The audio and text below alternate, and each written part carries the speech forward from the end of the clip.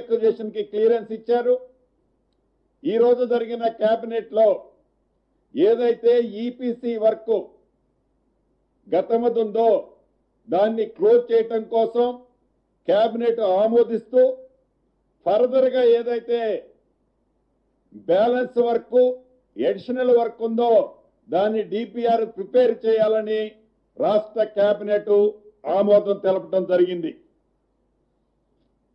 చివరిగా సహచర మంత్రివర్యులు లక్ష్మణ్ గారి నియోజకవర్గం వారి కాన్స్టిట్యున్సీలో ధర్మపురిలో ప్రభుత్వ డిగ్రీ కాలేజీకి 29 పోస్టులని లక్ష్మణ్ గారి కోరిక మేరకు రాష్ట్ర కేబినెట్ ఆమోదం తెలపడం జరిగిందని తెలియజేసుకుంటూ మీ అందరి దగ్గర సెలవు తీసుకోవటానికి ముందు చివరిగా రాష్ట్రంలో ఉండే రైతన్నలు ప్రధానంగా మీరు గమనించాల్సింది ఈ రోజు ఏదైతే కనీ విని ఎరగని కరువు ఎల్నినో పరిస్థితిలో వచ్చిందో దాన్ని దృష్టిలో పెట్టుకొని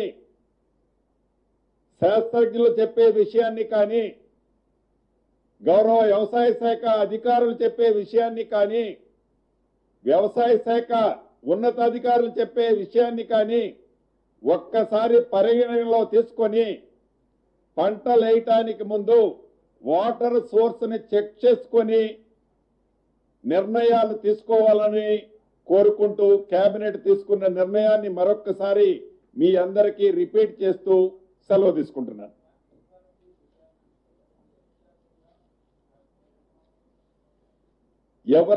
రేపటి వరకు రేపు విచారణ జరిగే చివరి రోజు వరకు 2020 ధరణి ఏర్పడిన దగ్గర నుండి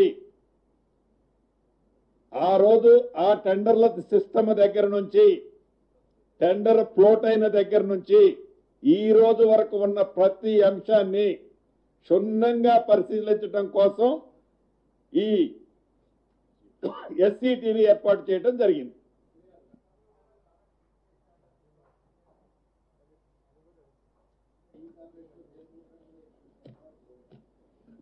సరే, తొందరపడే ప్రభుత్వం కాదు ఇది. ఏ నిర్ణయం తీసుకున్నా తప్పకుండా తప్పు చేసిన వాడు ఎవరున్నా శిక్షకు అర్హుడు. దానికి తొందరపడాల్సిన పని లే.